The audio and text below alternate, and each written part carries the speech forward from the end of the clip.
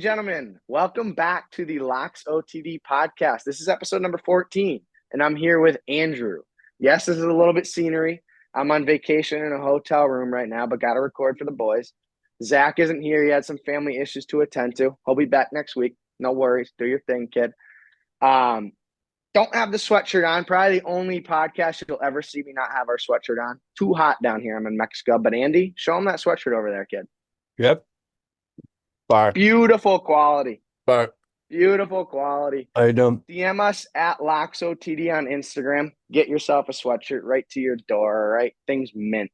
Anyways, we're here today. We're going to go over last week's recap. We swept the past two Thursdays back to back. We're looking to sweep again tonight. We got the Commanders versus the Eagles. We're going to lock you in. Last week for Sunday, we went 2-2. Yeah, we expect a little better, but at least we profited. We swept the 3 stars, 3-unit plays, plus 1.1 units for Sunday, which now brings us to plus 13.2 units on NFL Sundays, and I believe 20 and 12. Then, of course, we will get into college basketball premium picks, and then which is just one of them, and then 2 NHL premium picks, which we think is some good value tonight for you guys. So make sure you look at those, lock those in, and then, like I said, we'll give you a teaser and prop for tonight's Commanders versus Eagles, then get right into Sunday. So, kid, hit him with the recap. I had the Bills minus 2.5. I got that easy dub, 10-point dub over the Colts. Started off the game with a pick six, and Flacco threw 2 more after that. Uh, Josh Allen did his thing, didn't throw any touchdowns, but also threw for 280 yards. Ran one in though, so they just got the job done. 2.5 was always gonna dub it out there. So lock that It's a one great in. cash. Yeah, Money's money, buddy. cash that. Cha-ching. Cash it. 3-star, 3-unit play. Unit, Check it. All exactly. right. Then we actually swept on the 3 stars. I gave you a little 3-star on the Texans. CJ Stroud, 225 plus passing yards at a minus 125. Chalk that up as a dub. He had 232 yards and completely choked the game and lost. But hey, it doesn't matter because he won the bet, right? And then sadly, I gave you a little 2-star on Jets money line, minus 115. Atrocious. I was hoping that they would win that game, obviously. Clearly didn't happen. Their defense was nowhere to be found. Whenever they were in the red zone, turn the ball over. I mean, points just couldn't happen. And then that brings me right into Zach's pick. Shout out Zach. He had family things to attend to today, so he couldn't make it. But he had the Cardinals versus Jets over 44.5 at a minus 130. That also didn't hit because I think they only put up like 6 points in the second quarter or second half. Yeah. Should have hit. It was like, Wild. how many points was in the first half? Do you Uh, know? almost 30. That's what I was saying. Yeah. Like the It was over a should have lot. been, yeah, he got boned. We got boned on that one, but Yeah. that was our tough L was the Jets game. We lost on the money line and the over, but we swept on the 2-3 stars. So like I said, plus 1.1 units. Not bad. We're looking to bounce back and, hopefully go at least 3-1, if not, or actually, my bad. We only have 3 picks this week because, like I said, Zach isn't here. So Mhm. we're missing out on Zach's pick. So we will only have 3 picks for NFL Sunday. So don't miss out. Yep. Anyways, I know you got the college basketball kid. Lock him in. Yeah, our 3-star for college basketball today is going to be Mississippi Valley State versus Missouri. It's under 140.5. It's minus 115, 3-unit play. This is strictly because of Mississippi Valley State. They are a bottom D1 basketball team. Last year, they had one single win with 30 losses. Like that just shows how bad this team is. Uh, and against those Power Five conference teams and ranked teams, Mississippi Valley State averaged 49 points a game. It's clear that they struggle against these bigger schools. And they're also always traveling to these other schools. So uh, I see Missouri like maybe scoring 80 something points here. They struggled this year. They played Howard, only put up 77. They played Eastern Washington, only put up 84. So Mizzou's struggled against the smaller D1 schools this year, and I don't see them putting up over 91 points. Uh, Against these big teams on average, Mississippi Valley State lets up 91. I don't see Mizzou touching that. So I think they're right around the 80-point mark. Mississippi Valley State's not touching 60. So you can get that 80 plus 60, 140. No, ain't happening. They might score 45, maybe 50 points today. Like lock that under in. It's 140. Mississippi Valley State versus Missouri. Lock it in. It's going under. Then right back to you for a little NHL. NHL action Mm. over here, buddy. Some puck. You Yeah, guys want some puck locks? I got you. it's been Actually, heating we up. got you. We Been got heating you. up, dude. Little 3-star for you. 3-unit play. You know we like our pluses, so we're going with one. Got the Boston Bruins money line plus 150 versus the Dallas Stars. Good matchup here tonight. Going with the 8-7-2 Bruins versus the 9-5 Dallas Stars. You're most likely looking at a Jeremy Swayman versus Jake Ottinger matchup. Good goalies, both of them. I'm not going to say it's going to be an under. I'm not sure, but like I said, good goalies. You got Swayman, who has a 3.03 goals against with an 8.96 save percentage. Not that great, but he's much better than that, and that's why I expect better tonight. Then you got Ottinger, who's got a 2.44 goals against with a 9.14 save percentage. Good stats right there. Just that's a fact. Here's my thing, though. You got the Bees, the Bruins, right? They're proven to be great in the regular season, not for just the past couple years. I'm talking the past 15 years. Like, I can't really remember a season where the Bruins were that bad. Maybe one within the past 10 to 15 years. They've started off so slow to start the year, but they're going to get their gears going, and it's starting tonight. It has to start sometime. It's starting tonight. They have too many veteran leaders and players to just keep losing. It's not going to happen. I know Marshawn, I know Pasta, I know Chucky, Charlie McAvoy. Like, they're going to get the boys buzzing tonight. I know Boston's going to come out hot. Expect them to put up a few goals. Like I said, expect Marshy, Pasta, Chucky. Expect them to all have a good game. Bruins money line plus 150. Take the value. 3-star. Let's cash it. Andy, I know you got a 2-star. Let's swing it on over to you. Yeah, I got a little 2-star. We're going with the Winnipeg Jets money line plus 105. Another little plus, and that's against the Lightning. It's weird that this team's a plus, but Jets on fire. I mean, they're 15-1. That's ridiculous in the NHL. Like, that's like one of the hottest starts I've ever seen. And it's not like they're beating bad teams. Like last 3 games, shut out the Avs, beat Dallas 4-1. And then they went into Madison Square Garden and beat the Rangers 6-3. It's like this team is without a doubt the best team in the league. And the stats for them like show for themselves. They're first in goals per game, first in goals against, highest power play percentage of 42%, which is fucking stupid. Like that is stupid. 42% of the power play is ridiculous. And then first in save percentage. Everything's obviously clicking right now. And you can't really say that for the Lightning. Like they're kind of garbage right now. They're lost. Lightning have lost 4 in a row, and now, I mean, it's going to be tough to snap a streak like that against a team that's just absolutely dominating the league right now. One of the hottest teams of all Dude, time. I think they might be the quickest team dude, ever to 15 wins. it's ridiculous what they're doing. Like I thought the Yeah. Bruins were good last year because what they did. No, like this. No, the Jets are 15-1. That's no, it's not okay. That's wild. But Stats speak for themselves. We'll put it that way. yeah, To keep going. and both of these teams they've already played this year. That was I think like a week and a half ago, 2 weeks ago. Jets did win 7-4 in Winnipeg, and since this is a West Coast matchup, these two like West Coast East Coast, these two teams only play each other twice a year, and usually I'd go with the team that lost the first game, but since the Jets are just playing the best hockey I've ever seen in the NHL since I've been alive, and they're a plus you have to take it. Like you have to take it. It's a plus 105. It's nothing crazy. It's like you have to take the 15-1 team here against a team that's just been garbage the past 4 or 5 games. It's a lock. Plus Yeah. 105. Jets money line. How you doing? Little 2-star for the kids. So there's your NHL slate, little premium slate, the 2 and the 3-star, both pluses. We love the value tonight on those. So now we're going to get into what you guys want, the good old Commanders versus Eagles Thursday night. So let's see if we can sweep back to back to back Thursday. So let's get into it. Little teaser, toss it to him, kid. Yep. Teaser this week. Obviously 3 units to minus 130.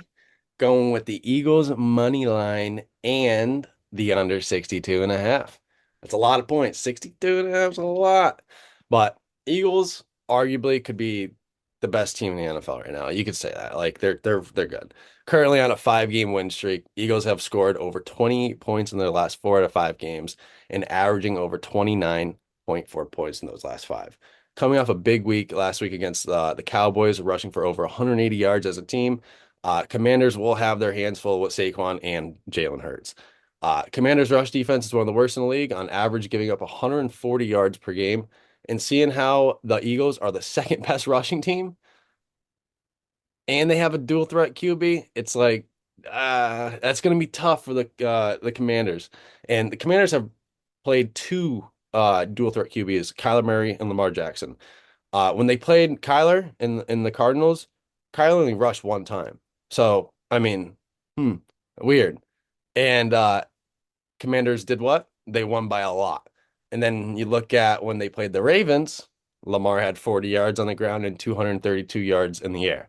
So it's like, huh, he rushed a little bit. Oh, it opened up his passing game. Oh, okay. It's like if if Hurts can do that, that's easy money for the Eagles tonight. So, and like obviously Lamar did his thing. He didn't rush for a lot, but Henry had his passing yards and stuff like, or his rushing yards, 132 touchdowns. Like it's just normal for them. But Saquon, I mean, Saquon's just an absolute monster. He's like the only one that's slightly comparable to Henry right now. The dude jumped over someone backwards last week. Like, what the fuck is that? Never seen before. Dude, I've never seen that before. That was wild. Like absolutely wild. And Eagles also having one of the best O lines in the league makes it way easier for Hurts and Saquon to do their thing. Uh, and both teams have good passing defense, so I don't see a crazy amount of points here. So under 62 and a half should be more than enough. And minus 130 for that, that's crazy. I'll take that all day. I love that for a 3-star. Eagles, I love the Eagles tonight. They're Yeah, going to win. And then, yeah, under 62 and a half at a minus 130. it's Lock that crazy. in. Then I'll move us on to the prop tonight. Actually, going with someone from the opposition team here. We got a little 2-star. Jaden Daniels, 40 plus rushing yards at a minus 140. This is on ESPN Bet. I know it's a minus 170 on DraftKings. Not good value over there, right? So he's done this 6 out of 10 games. He hasn't in the last two, but he averages 46.4 rushing yards per game. So obviously 6 more than he needs. Not a bunch, but it's more than he needs, which is good. That's what we're looking for. Eagles have only played realistically one good running back, which was Bijan Robinson, and he went off. I believe he had about 100 yards. Then you had Tyler Algier, who had like 9 rushes for 53 yards or something like that. So, I mean, they ran for 150 yards that game just with 2 running backs. And realistically, I think Jaden Daniels is maybe the best runner on the Commanders. I know Brian Robinson is good. I don't know if he's a better runner than Daniels, but Robinson, yes, he's talented. He's good. Eckler, he's a little washed. But yeah, like I said, I think Daniels is the most talented runner on the not on the field, but on the Commanders. My apologies. Um, so yeah, I just think 40 plus rushing yards against the Eagles when they're not that great of a rushing defense. And I mean, Jaden Daniels only needs a few rushes to get 40. He could pop off for a 20-yard rush for these. Then you're looking at only 20 yards for the rest of the game. Yeah, I mean, I just love it. I think Eagles are going to win. Doesn't mean Jaden Daniels doesn't get his 40 rushing yards though. So lock that in. The teaser 3-star Eagles money line and under 62 and a half at a minus 130. And then the 2-star Jaden Daniels 40 plus rushing yards at a minus 140 on ESPN Bet. Lock So it. those are our Thursday night locks. We're hoping to sweep that once again, back to back to back. And now we will move into Sunday football. Kid, you got the 3-star. Kick it off. All right. 3-star this week. We're taking the Packers -3. You got to buy some points here. It's a minus 175, little hefty, but trust me, take the points. We're gonna need them. Uh, they're playing the Bears in Chicago, and the Bears suck. Like they suck. They're currently on a 3-game losing streak, and they haven't scored a touchdown in 3 games. Bears just have zero offense. Makes Bears fans think if getting rid of Justin Fields was and drafting Caleb Williams was the solution. Obviously not. That's why we took them under 9.5 wins this year. You're welcome. Also, getting beat by 19-3 by the Patriots is like kind of embarrassing when the Pats are in a complete rebuild and Drake May and I mean Drake May and the Pats defense kind of just made the Bears look like a youth football team out there. It was kind of embarrassing. They punted 8 times. Like, dude, how do you punt 8 times in one game? Like that you're doing something incredibly wrong. And Bears, they're just not going to be ready for this divisional matchup against the Packers. Packers coming off a loss and a bye week against the Lions. So there's the Packers been sitting for a week after a tough loss. Like, dude, they're gonna come out swinging. Like the Bears are so bad. Like, and they got all this built up. Just lost the Lions in a close one, and they gotta sit for a whole week because of a bye week. Like, dude, they're gonna come out killing these guys. Packers have the third most efficient offense, gaining over 390 yards per game. They've also have the third best running back in the game, averaging over or third best running game, averaging over 150 yards on the ground. Bears, they do have a good pass defense, but they just lack the ability to stop the run. And Josh Jacobs this year has been having a very solid year coming over from the Raiders. Uh, Very consistent RB1 right now, averaging over 5 yards per carry and is fourth in the league in rushing. Doesn't really get too many TDs, but he's the guy that gets that first down, that gets that 3rd and 2. Like he's the one that's moving the chains constantly. So he's a silent game changer. But I mean, you got those wide receivers, Reed, Dobbs, Christian Watson. Like, I mean, they're gross. Like, Love has he has every weapon he possibly could need right now. And the Packers average over 25 points a game, and the Bears can't score a touchdown. So you can just lock that in -3. That's just simple right there. -175. You're gonna give me a team that can actually score points, and then a team that hasn't scored a touchdown in 3 weeks. Yeah, give me the Packers -3. Thank you. Just like that little 3-star. So Yep. I'll kick it into the other 3-star here on the Cleveland Browns. I have Cedric Tillman over 4.5 receptions at a -120 versus the Saints. Yes, you heard that right. We are running it back. 2 weeks ago, we picked him over 3.5. It cashed for us. I think he had what, 6 or something? I don't know. Yeah. 7. And we are running it back once again this week because I think over 4.5 is just too low. The first, I don't even know how many games. He's only realistically played the past 3 games. The first like 6, 7, 8 games, whatever it is, he played less than 15% of snaps, I believe it was. So the last 3 games, he's played over 80% of snaps. So the team actually sees his value and what he can bring to the team. He's a big receiver, strong receiver. He's going to catch the ball. He's got strong hands. And I mean, you got Winston who's just going to sling the ball. He don't care if it's intercepted. He don't care if it's a touchdown. He's just going to fucking throw it. And he's just going to throw it up to his guy. And if he gets it, he gets it. If he doesn't, he doesn't. They got the drive next time too. He'll just do it again. But so, I mean, just look at these stats with your own eyes. Past 3 games, Cedric Tillman, receptions, 12 targets. 7 receptions, 9 targets. 6 receptions, 11 targets. I mean, you do the math right there. That's 32 targets in 3 games and 21 receptions in 3 games. That's averaging over 7 catches a game, right about 7 catches a game. Why is it over 4.5? Especially when Winston's slinging. He's the Browns' new wide receiver 1. No, Jerry Jeudy is not. It's Cedric Tillman, and he's going to keep proving that. There's also no Marshawn Lattimore on the Saints. They traded him. So their best cornerback and best coverage man, gone. So I'm not saying the Browns are going to win this game. I just expect Cedric Tillman to get his receptions over 4.5 at a -120. I think it's beautiful value. Lock that one in. Love it. Then I'm moving on to the 2-star. This is actually another little run back from probably 4 weeks ago. Detroit Lions, Jameson Williams, 40+ receiving yards at a -120 against the Jaguars, all right? He's done this 5 of 7 games he's played this season, and he averages 59.15 yards per game. That's 19 more than he needs. 19, that's a lot. He averages 50 more percent of yards than they're making you bet on. That's amazing value right there at a -120. He also averages 20.7 yards per catch. So you're technically asking for 2 catches once again. And we know Jameson Williams, he's a big play threat. He could get that 40 yards in one play. And I wouldn't be shocked if he does it all. And mind you, this is one of the highest over-under games of the week, and the Lions are heavily favored. So expect the Lions to put up points. Expect the Lions to put up yards. Goff is going to sling. I'm sure they'll run the ball down their throat as well, whatever. But Jameson Williams for only 40 yards, -120? Yeah, you can lock that one in. So those are our NFL Sunday locks. Obviously, we don't have Zach's. Like I said, family issue there. But, I mean, I believe that wraps up the pod. You got anything left, kid?